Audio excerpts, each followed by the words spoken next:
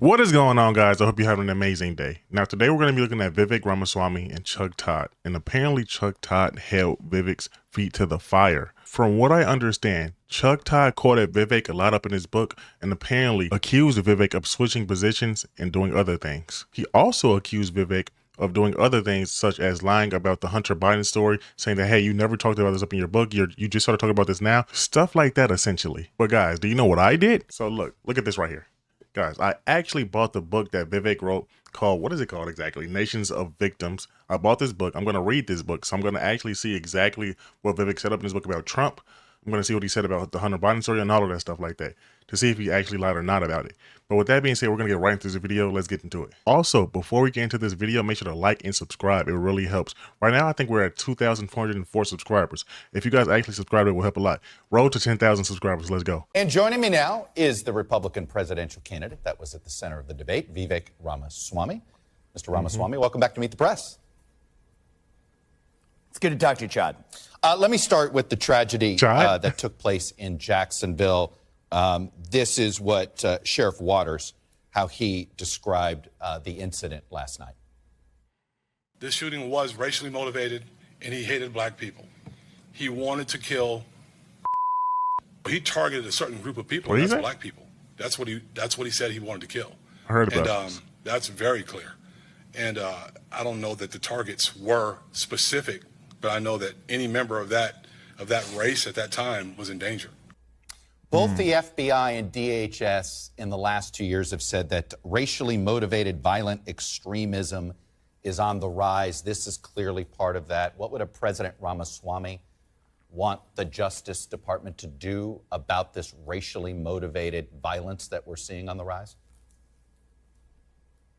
I think that every criminal deserves to be punished to the fullest extent of the law, especially when they're carrying out premeditated crimes like this one.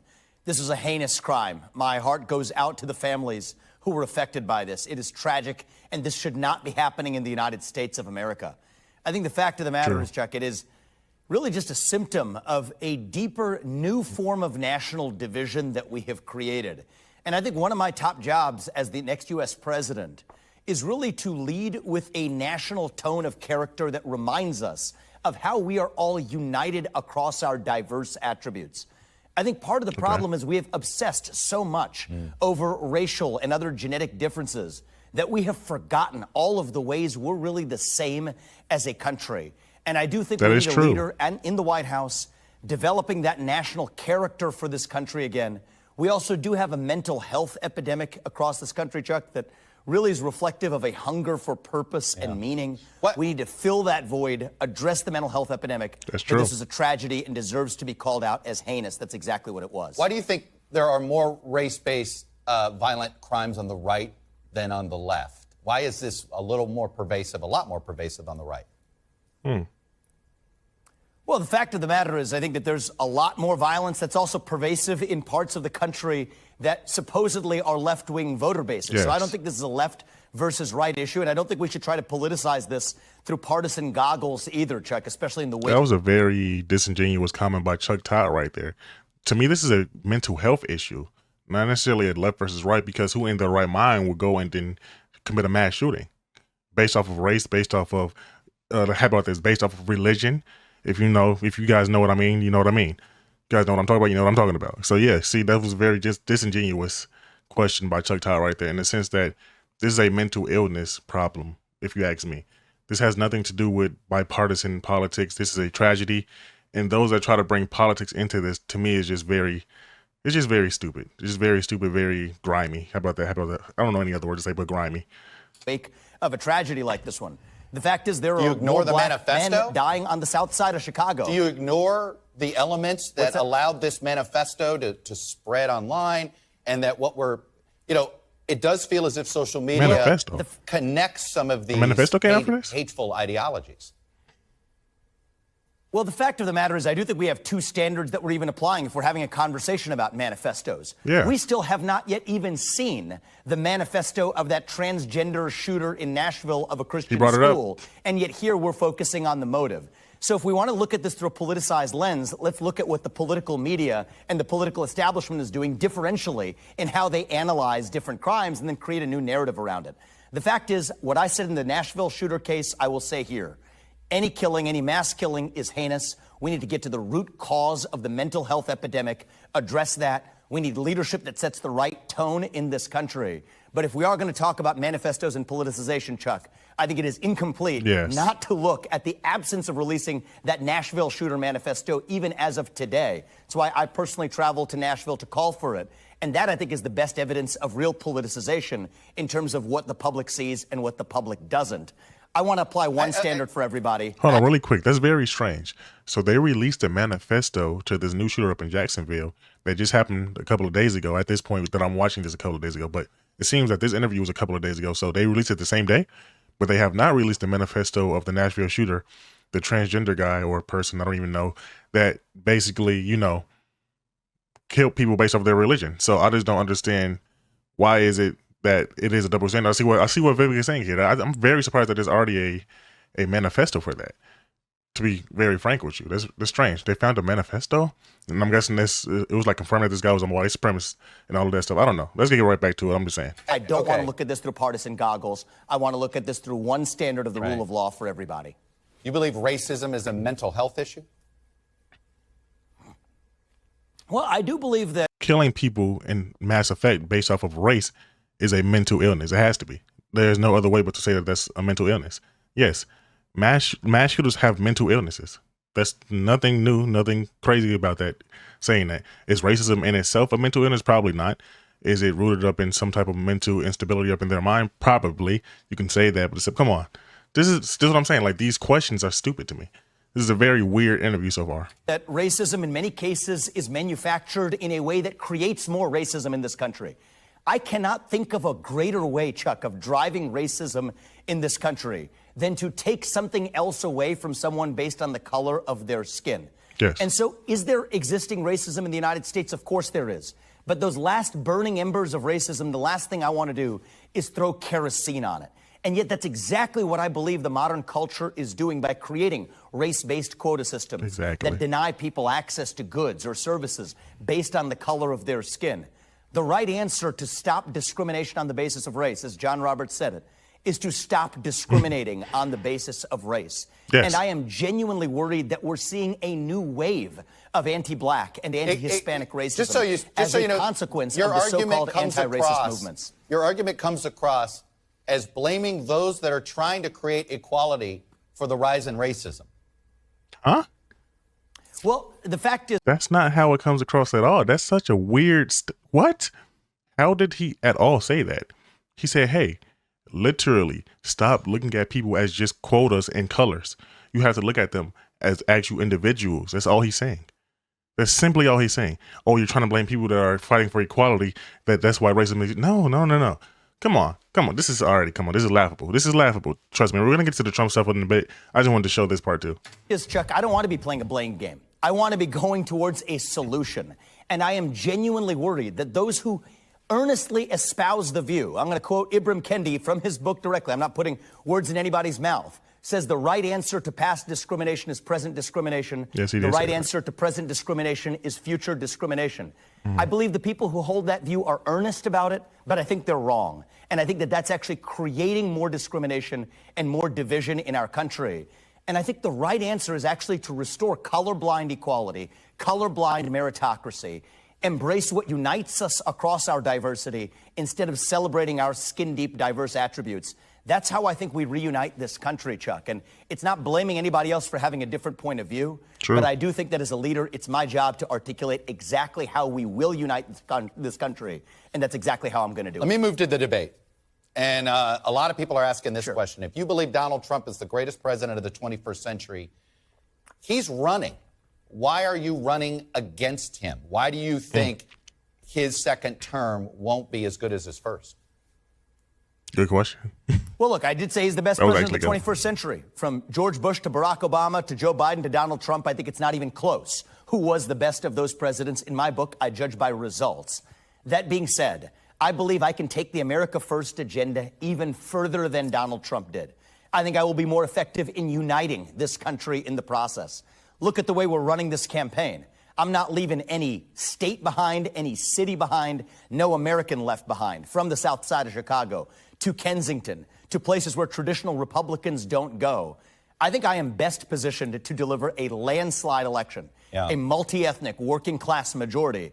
And I do think that a landslide is what we need in this country, not another 50.1 election. And I'm the only candidate in this race who can actually deliver that. Simple, succinct answer. He said, hey, I believe Trump was the best president of this century, but guess what? I believe I can be better. I believe that I would be better for the country. Simple, succinct answer. Basic. That was basic right there. Like it. Just like it. Look, a Politico neophyte outsider became president and couldn't get a lot of the things done that he wanted to get done in Donald Trump. Why do you think somebody with less experience than Donald Trump had is somehow going to make the federal government function in a way that you're outlining? So I think there's three things I would say. The first is we have that experience to learn from. I want to build on the foundation that Trump laid. Frankly, I will invite him as an advisor and a mentor. I don't want to relearn the same lessons. I want to pick up where he left off in taking on the administrative state.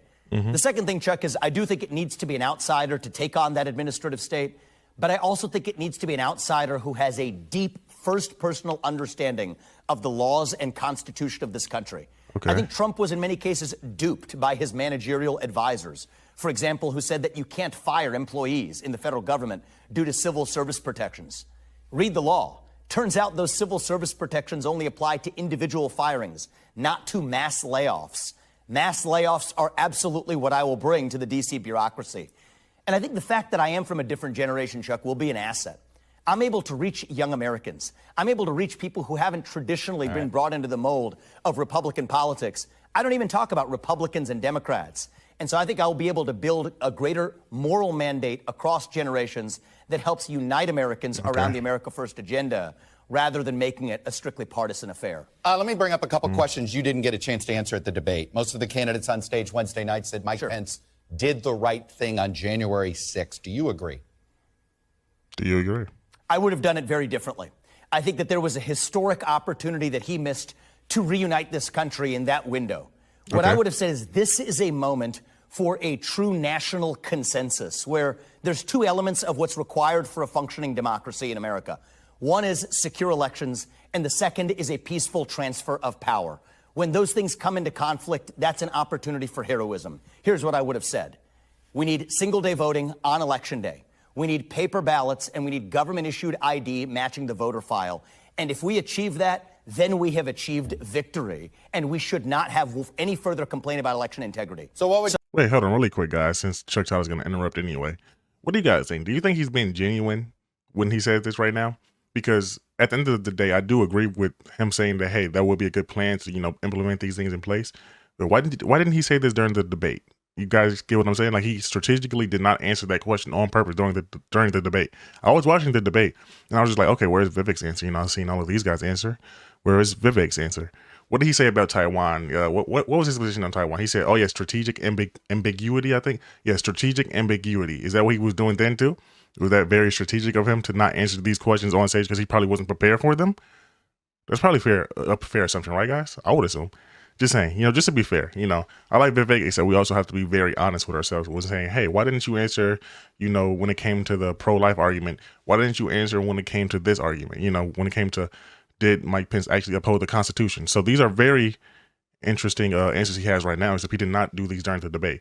Just want to bring that up. I thought that was kind of strange, but yeah. So I would have driven it through the Senate. So what would you have done with Mike Pence? You would have not certified the election? So in my capacity as president of the Senate, I would have led through that level of reform.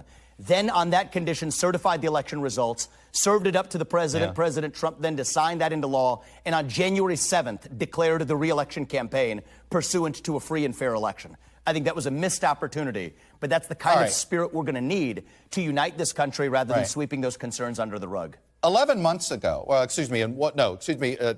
in your book, which wasn't written that long ago, you wrote, the fact that all of our governmental institutions so unanimously found no evidence of significant fraud is telling. Furthermore, I've talked to many Republicans at all levels of government, and not one has ever presented convincing evidence that the 2020 election was stolen from President Trump. Very few have seriously tried.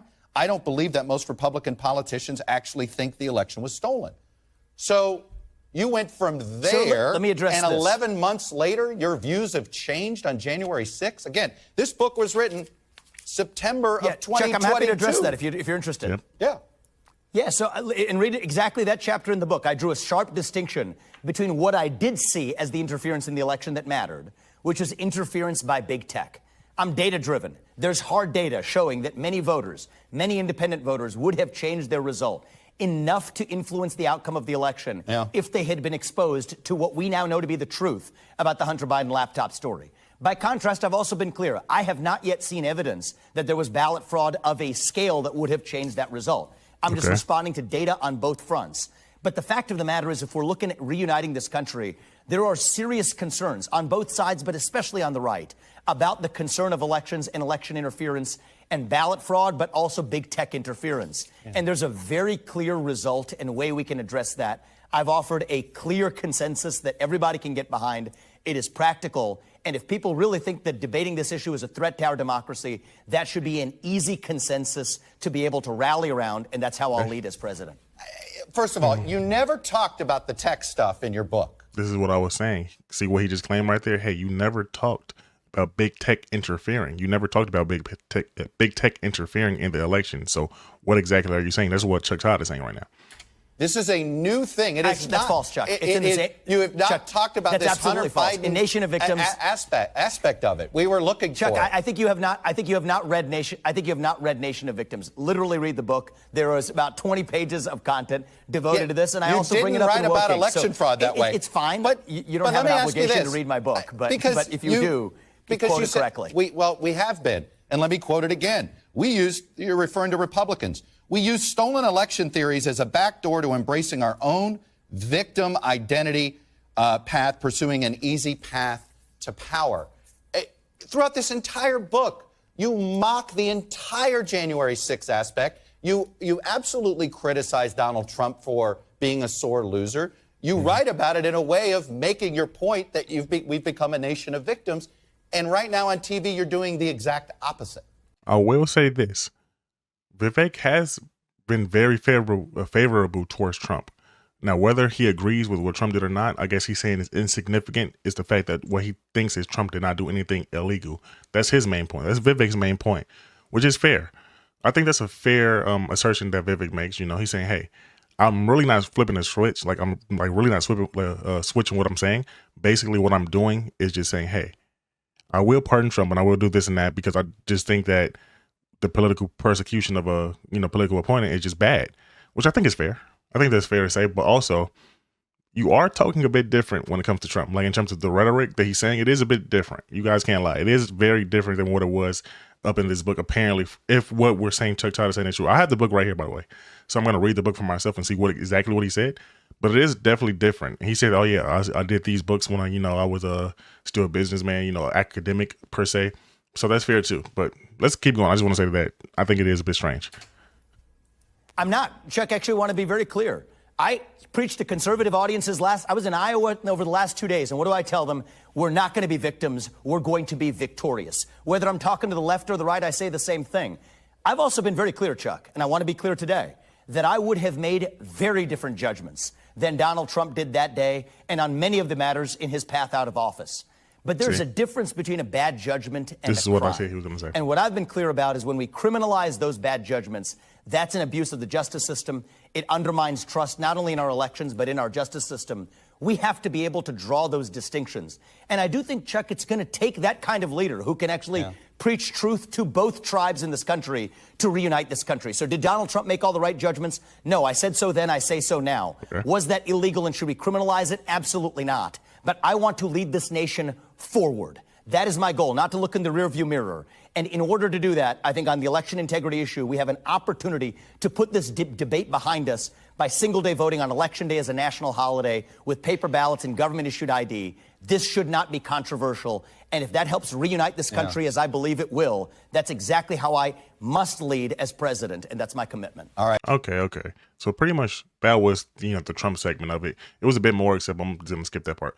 But essentially, like I said, what Vivek said was, hey, it's a difference between saying what I think Trump did was egregious or like disagreeable and then saying what he did was illegal. And that's the principles he's standing on right now, which I think is fair. I think that's fair for Vivek to say that. But also, let me just say this, right?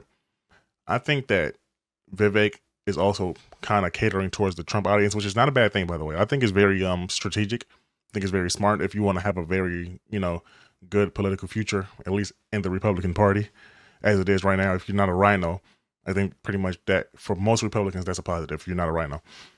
But I don't know. I just think that, I don't know.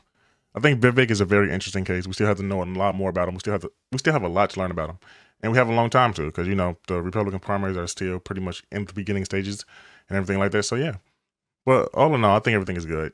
And also, he's focusing on a solution. I think that's pretty cool, too. I think that's pretty cool. He's focusing on a solution, saying, hey, this shouldn't unite us, same day voting, this and that, voter ID. Even though I know the black community thinks that that's racist, having a voter ID. Not even the black community, mostly the Libertarian Party, not the Libertarian Party, Jesus Christ, the leftist party, the Democrats, they think that that's a racist concept, saying, hey, voter ID, because, a lot of black people don't have voter IDs, apparently, that's what they said. But whatever, I'm just rambling on at this point. With that being said, if you enjoyed this video, my name is yedotti. Like and subscribe. Peace.